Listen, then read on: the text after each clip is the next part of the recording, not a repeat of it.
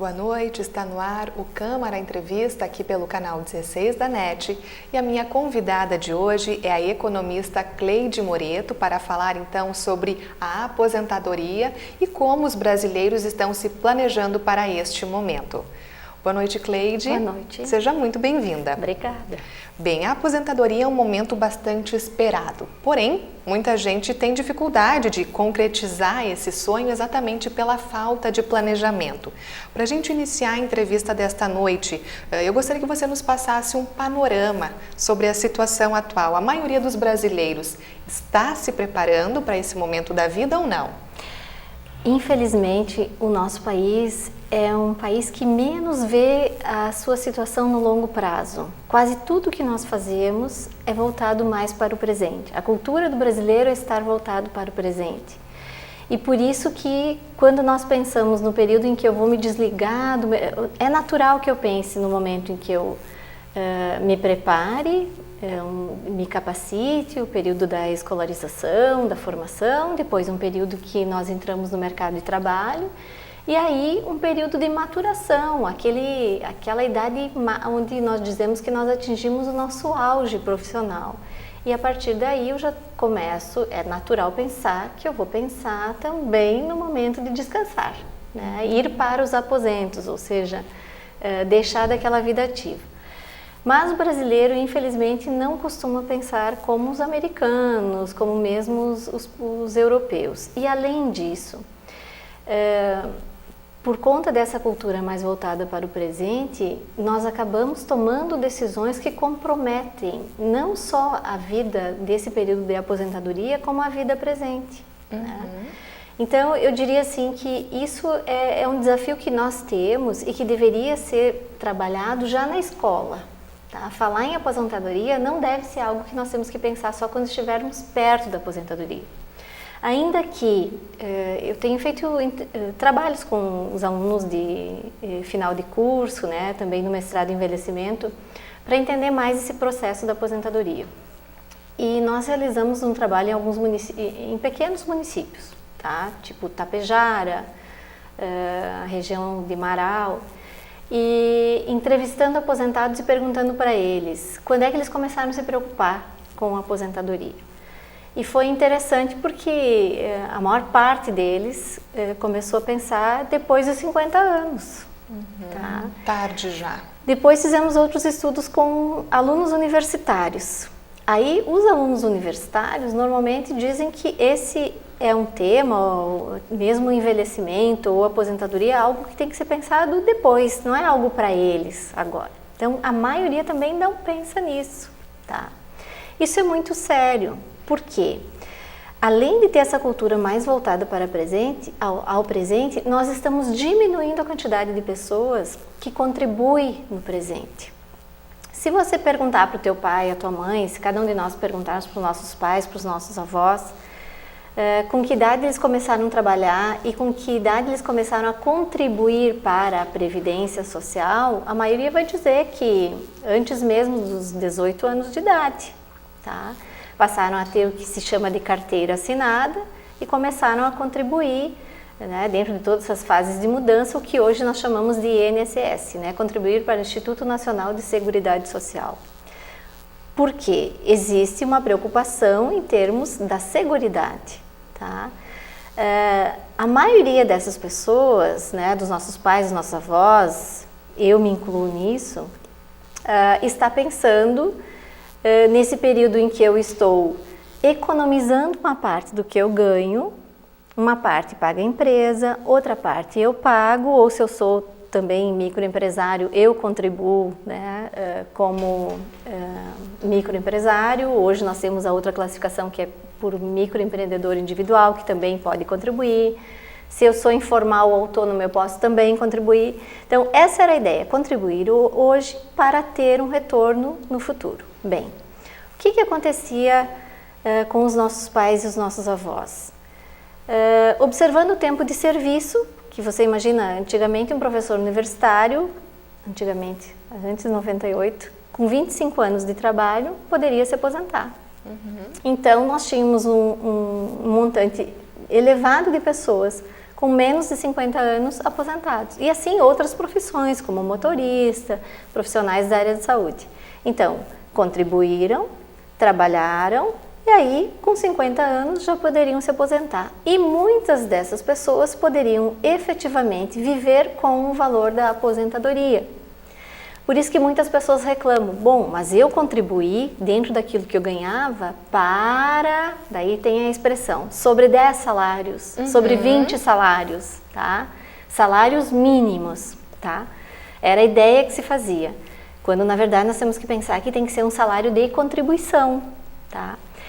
E essa visão de que se eu contribuir para 10, eu vou conseguir recuperar esse valor ganhando 10 salários mínimos e não salários de contribuição, que também é outra coisa que tem que ser avaliada, é impossível em uma dinâmica demográfica em que hoje nós temos a base da pirâmide, que são os mais jovens, que está muito estreita, né? E o topo dela também, mas no meio nós estamos deixando ela gordinha, ou seja, nós temos cada vez mais pessoas vivendo mais tempo. Né? Então, professora, o ideal seria contribuir com o mínimo no início da carreira ou já começar lá do teto?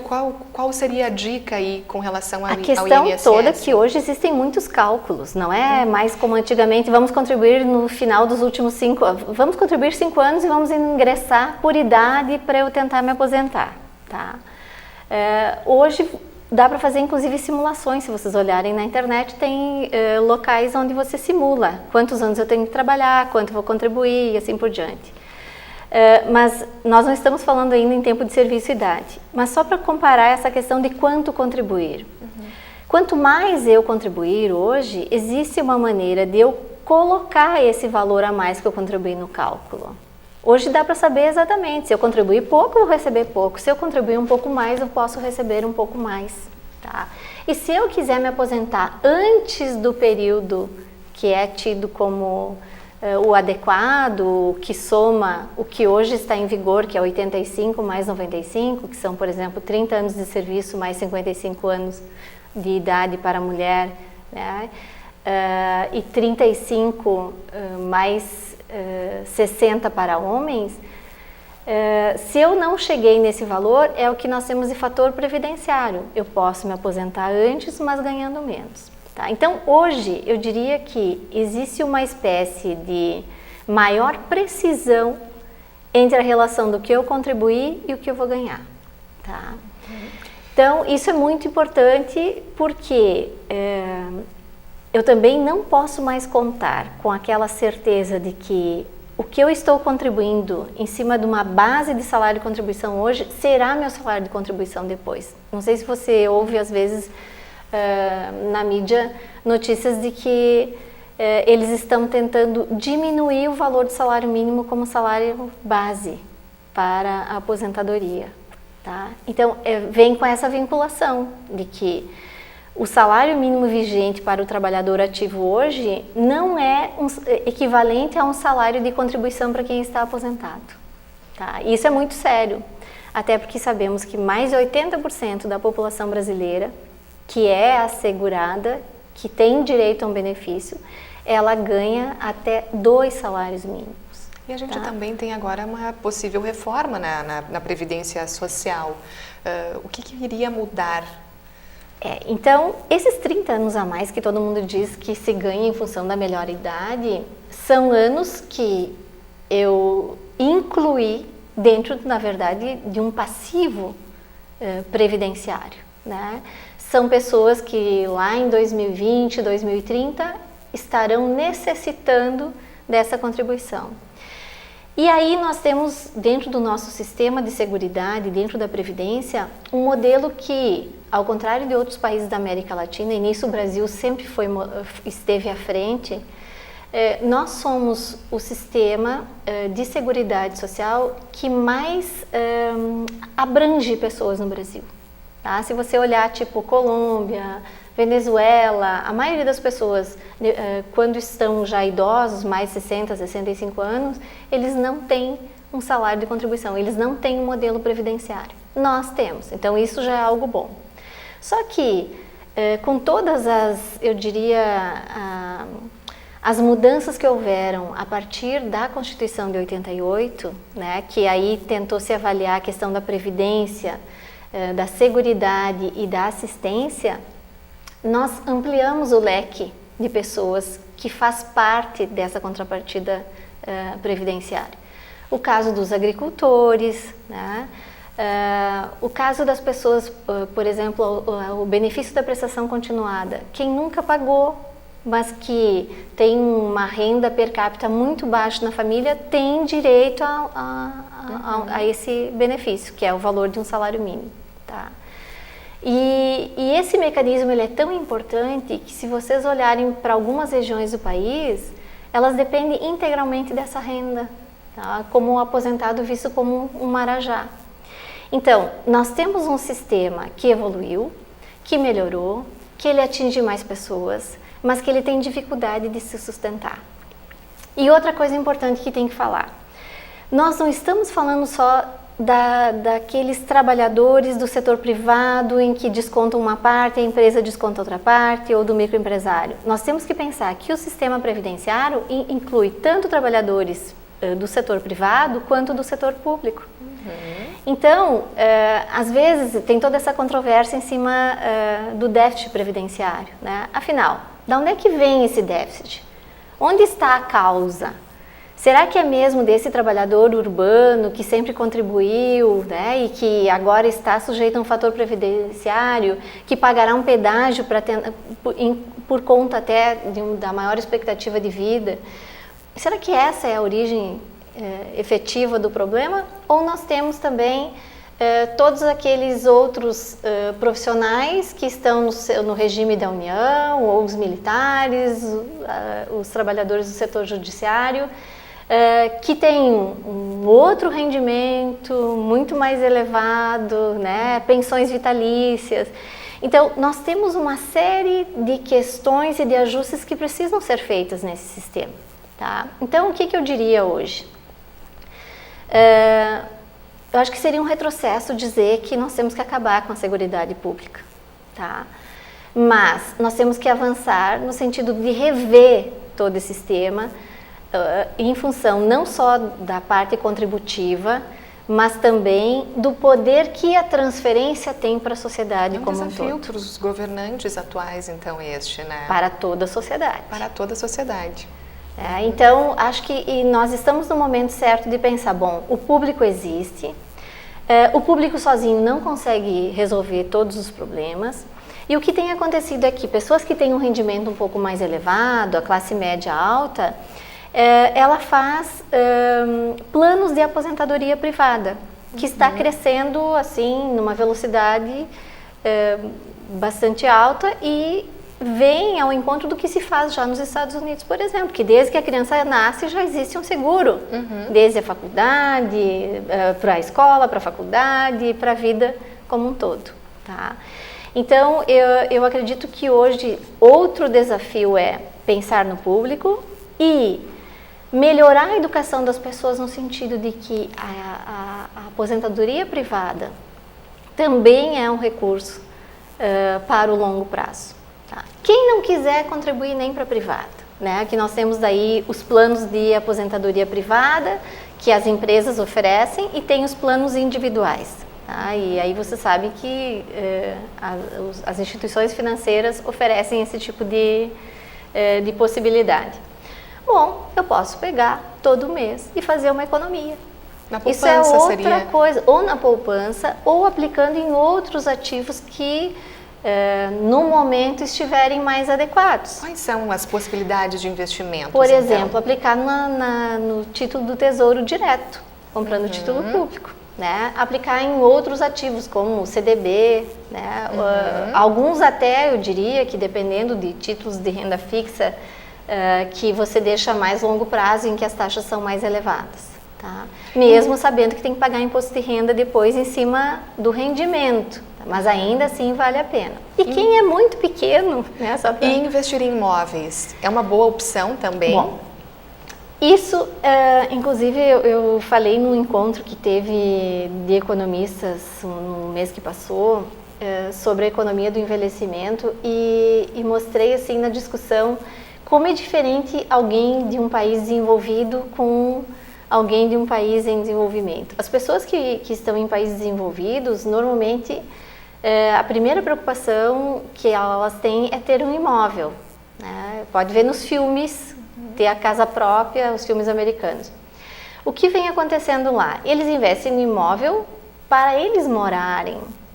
E ao longo de toda a vida, eles querem o melhor imóvel, eles vão trocando até chegar naquele que satisfaz totalmente os desejos. Só que quando eles vão atingindo uma determinada idade e os filhos já saíram e as pessoas estão sozinhas, fica o grande dilema. Então, o dilema que o idoso aposentado tem lá é bem diferente do nosso. O que fazer com uma casa, um imóvel muito valorizado que eu tenho e que gera despesas e que eu gostaria de me desfazer dele agora, mas eu também sou avessa a mudanças em função da minha idade. Se eu me desfizesse desse imóvel, eu conseguiria um recurso extra monetário para viver um pouquinho melhor. Então, dependendo da cultura, num desses estudos que nós fizemos com os aposentados, também nós observamos que existe determinados grupos étnicos na população que têm a ideia de que os pais guardam muito em imóveis para os filhos, ou um terreno, ou um apartamento, e assim vão investindo, vão comprando imóveis na planta, pensando na aposentadoria depois. Tanto dele, enquanto ele precisar dessa renda, e que depois ele deixaria para o herdeiro, para o filho, para ter um começo de vida diferente. Tá? Eu diria que é mais arriscado hoje eu colocar o recurso em imóveis. Seria mais garantido colocar em algo que rendesse com segurança, como na própria instituição financeira. Por quê? Se nós pegarmos um período como o que estamos vivendo, mesmo o aluguel, né, a renda que esse imóvel traz, ele tende a baixar. Tá? E ele não é certo, porque com a crise as pessoas tentam se proteger. E uma das maneiras de se proteger é se livrar do custo mais caro que tem hoje dentro do orçamento, que é o aluguel. Então, sei lá, vai morar com pai e mãe de novo, fazem outros arranjos, né? Vai morar junto com outra pessoa para tentar economizar nesse sentido. Então, quando a crise está muito elevada, pode observar que a renda em função dos aluguéis também baixa. Então, eu diria que, para quem tem muito dinheiro, eu vou colocando esses recursos em diferentes espaços, em diferentes possibilidades. Agora, quem tem pouco tem que pensar, racionalizar e tentar colocar em algo que seja um ativo que seja completamente convertido em dinheiro. A gente vai falar disso então no próximo bloco, logo após o intervalo. É um minutinho só.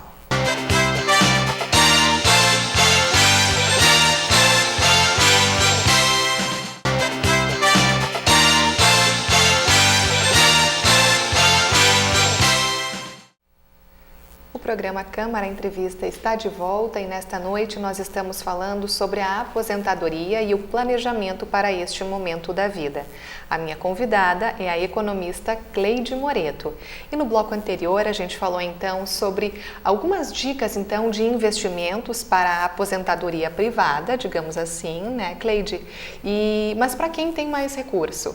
E para quem não tem muito para investir enquanto está trabalhando, para quando chegar no momento certo poder desfrutar da aposentadoria, como faz? Bem, nós falávamos antes que nós temos menos pessoas contribuindo hoje. Então eu diria que para quem não tem muito recurso, a primeira questão que tem que ser colocada é conscientização em relação a que eu necessito da seguridade, tá?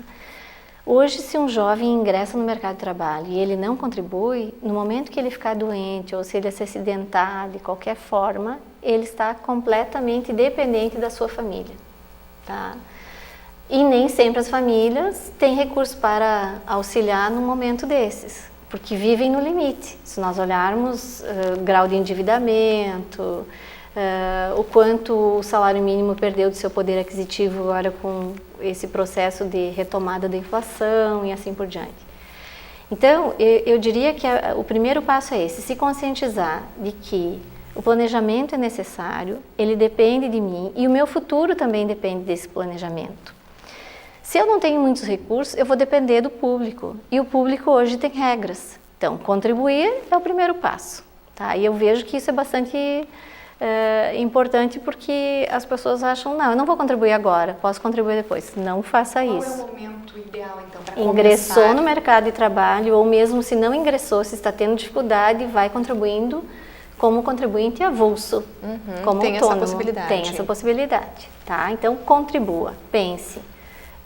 Pense que isso é um investimento que se faz no longo prazo, tá?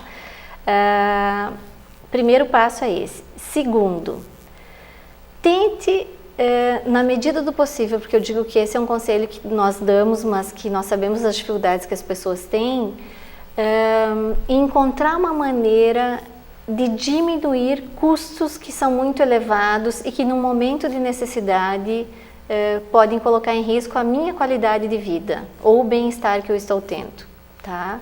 Então, eu diria que uma das maiores vulnerabilidades é eu não ter onde morar. Então, se pelo menos eu vejo que os idosos que são aposentados, a maior parte deles na nossa região, e que conseguem viver com salário mínimo, eles moram na sua própria casa. Tá? Eles têm, eu diria, aquela proteção básica. Tem uma renda que garante ele comprar os itens básicos de alimentação, tem um sistema de saúde que permite que ele possa, bem ou mal, né, mas que ele possa ter acesso ao atendimento médico e a medicamentos, e ele consegue ir se mantendo dessa maneira. Se eu quiser sonhar mais alto, eu vou ter que batalhar mais, e nós sabemos que o mercado de trabalho formal, aquele emprego que tem as melhores remunerações, que tem uma série de benefícios, plano de saúde, aposentadoria complementar, são empregos que estão numa proporção cada vez menor dentro da população economicamente ativa. Nós estamos vendo agora, de novo, uma ênfase no empreendedorismo, no sentido de que cada um seja dono de si. E isso aumenta a informalidade.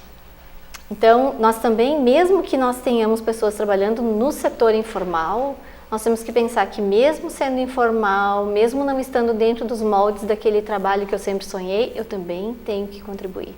E eu diria que esses estão num setor que é o mais vulnerável ainda, porque quem é trabalhador por conta própria, autônomo hoje, no momento que adoeceu, ele não tem de onde tirar a renda, ele não pode pegar atestado, ele não pode parar para cuidar de um filho ou de um familiar. Então, para ele é ainda mais importante essa contribuição. Alguns vão dizer que R$50, R$60, como no caso do microempreendedor individual, é um valor elevado, tá? Mas, sei lá, tento trabalhar 1 hora a mais naquele mês, tento trabalhar para alguém que compre um pacote de horas da prestação de serviço, mas contribua para a Previdência. Pois é, porque no momento que ele chegar nesse período que deveria ser de descanso, para levar uma vida confortável, muita gente ainda acaba tendo que trabalhar para complementar a renda, porque o valor que ganha com a aposentadoria não é suficiente. E isso não quer dizer também que os gastos, quando a pessoa chegar na terceira idade, vão diminuir, muito pelo contrário, às vezes tendem a aumentar, né? E uma coisa interessante em relação a isso, quando se pergunta para o aposentado por que ele está trabalhando, tem todo aquele componente psicológico de que ele não quer se desengajar, ele quer continuar tendo... Mostrar a utilidade. Frequentar o grupo de pessoas que ele sempre conheceu, né? Tem pessoas que se identificam de tal maneira com o trabalho que não conseguem se imaginar sem trabalhar. Mas existe sim um grupo de pessoas que trabalha já com a saúde comprometida, com algumas doenças crônicas, porque eles precisam manter a família, não é mais nem ele. Tá? Nós temos, em função da própria precarização de todas essas condições no mercado de trabalho e da economia, os que tinham uma tradição maior de trabalho, né, e conheciam mais pessoas, tinham mais referências, principalmente no setor informal, é que conseguiram manter, né, manter o nível de atividade. Então, nós temos famílias inteiras dependendo dessa renda, que eu diria que talvez seja a aposentadoria, mas mais outras rendas que esse aposentado tem. E algo interessante, quanto maior for a renda durante toda a minha vida, mais eu vou querer permanecer no mercado de trabalho. Tá? Então, nós temos casos de empresas, né, em que você vê que a idade média dos funcionários é bastante elevada. Pessoas que têm um nível de vida, digamos assim, com acesso a bens e serviços bastante elitizado dentro do consumo atual e que vão continuar trabalhando até morrer. Por quê? Para tentar garantir o mesmo nível de renda ou rendimento. E então, o estilo de vida também. Sim. E isso é difícil de ver na sociedade brasileira, assim, saber que o percentual de pessoas que consegue essa garantia de permanecer no trabalho mesmo depois de aposentado é muito pequeno. Que infelizmente a maioria vai depender dessa aposentadoria mínima para viver dentro de um padrão que não é o mais adequado para a qualidade de vida. Cleide, você disse que o ideal seria então começar a contribuir logo que ingressar no mercado de trabalho. Sim. Mas quem está assistindo e pensa, poxa, eu já estou trabalhando há um bom tempo e eu ainda não pensei nisso. A gente tem que dizer também que nunca é tarde para começar, né? Não, inclusive quem não pensou tem que pensar que eu tenho que tentar corrigir esse período em que eu não contribuí. Então, vou ter que fazer um esforço um pouquinho maior hoje para poder ter um pouquinho mais de recursos no futuro. Tá? E eu vou dar um exemplo assim, e que eu achei bastante curioso na minha geração dos meus irmãos. Em função do estilo de vida que os nossos pais levaram e que muitos, né, nós temos histórias de vida de muito sacrifício, nós não queremos que os nossos filhos passem pelas mesmas limitações. Então, nós somos uma geração, né, pessoas com 40, 50 anos, que costuma guardar dinheiro numa poupança para o filho desde que ele nasce. Então, é bem frequente isso, e eu acho que é uma decisão bem interessante e que já ensina o filho a pensar dessa maneira. E se você começar a guardar, sei lá, R$100, você vai fazendo a simulação dependendo do quanto que você deixar. Mas se você conseguir guardar R$100 todo mês para o teu filho desde que ele nascer, quando ele tiver 18 anos, ele vai ter dinheiro para pagar uma faculdade, para comprar o seu carro. Tá? Então, se eu começar a guardar 200, 300, se eu conseguir chegar a uns R$500 por mês, eu sei que eu vou estar assegurando a vida dessa criança, desse indivíduo, com muito mais conforto. Né? Quais são outras dicas que a gente pode passar, então, para quem está assistindo? Então, tentar guardar, de alguma maneira. Pense que é muito complicado eu chegar no fim da minha vida tendo que ter necessidade, inclusive, de alimentação. Tá? Então, todo excesso de gasto que eu fizer hoje, ele vai fazer falta depois. Tá? Eu também não posso estar garantida independentemente dos outros. Eu preciso de um apoio. Preciso do apoio público, então eu tenho que tentar participar, eu tenho que tentar fazer parte de toda essa discussão que está envolvendo hoje a sociedade no sentido do que é Seguridade Social, do que a Previdência faz. E também, além do público, tenho que pensar nessa minha bagagem privada, tá? De que recursos eu conto. Afinal, essa é a economia, né? Você se inclui, infelizmente, a sociedade que nós temos você está incluído pela renda, você necessita da renda e durante o tempo que você está aqui, você é valorizado em função dessa renda. Tá? Então, é um sistema que, se nós questionarmos, pode levar muitas pessoas a uma decepção, mas que vida é essa?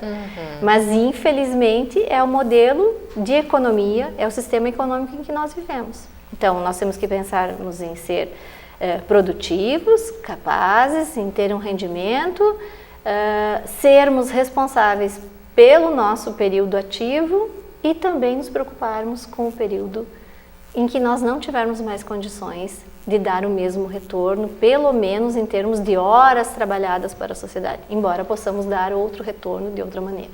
A gente deu as dicas então, mas quais são os maiores erros que as pessoas cometem então? Quando o assunto é aposentadoria, é planejamento? Primeiro, não contribuir para a Previdência Pública. né, ou ao sistema em que você está inserido.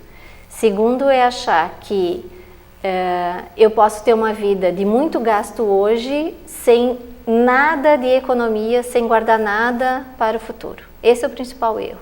Eu tenho que pensar assim em modos de investir parte da renda de hoje para o futuro.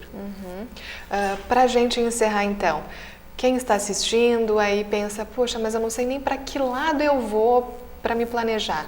Também tem profissionais que são capacitados para estar auxiliando nesse planejamento da aposentadoria, para que a gente chegue nesse período, nesse momento da vida e não fique desassistido, né? Sim, inclusive eu diria que existem equipes hoje multiprofissionais, com psicólogos, pessoas da área do direito, que simulam e pensam, inclusive fazem cálculos para ver o período em que ele tem que trabalhar mais horas, né?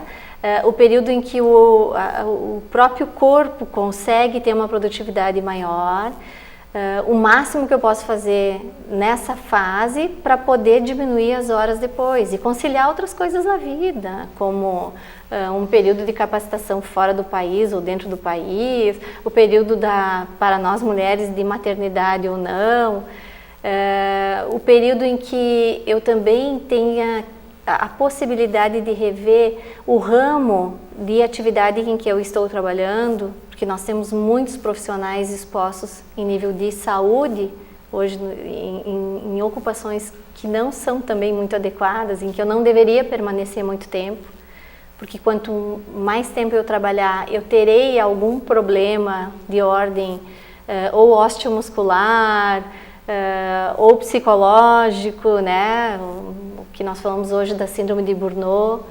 Então, tudo isso pode ser pensado com profissionais diferentes e eu diria que é algo que nós já poderíamos começar a falar na escola, falar para a criança, para ela entender o pai, o momento que ele está, para ver que momentos ela passará, ou o momento do avô, né, da avó, e perceber que caminho é que nós podemos seguir tentando maximizar o bem-estar nesse caminho, né? Tentando, não vou dizer ser feliz, até porque hoje está muito em moda falar de felicidade e é um conceito ainda, eu diria que é controverso, né? Mas eu prefiro chamar de bem-estar, né? De se sentir bem, de viver bem durante essa fase.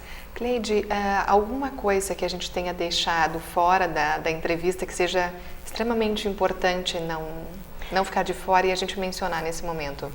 Eu acho que essa questão dos trabalhadores entenderem que o sistema público tem espaço para todas as possibilidades de trabalho. Tá? Então, todos nós, independente do que eu faço, se eu tenho carteira assinada ou não, eu posso entrar em algum processo, algum plano, algum planejamento de contribuição pensando no futuro. Ok. Então, no Câmara Entrevista desta noite, nós falamos sobre a aposentadoria e o planejamento para este momento da vida. A minha convidada foi a economista Cleide Moreto. Cleide, obrigada pelas informações, uma ótima noite. Obrigada, e desde já a gente já deixa o espaço aberto para retornar em outra oportunidade também. Obrigada. Obrigada também a você que acompanhou o Câmara Entrevista de hoje. Nós temos um novo encontro na próxima semana. Até lá!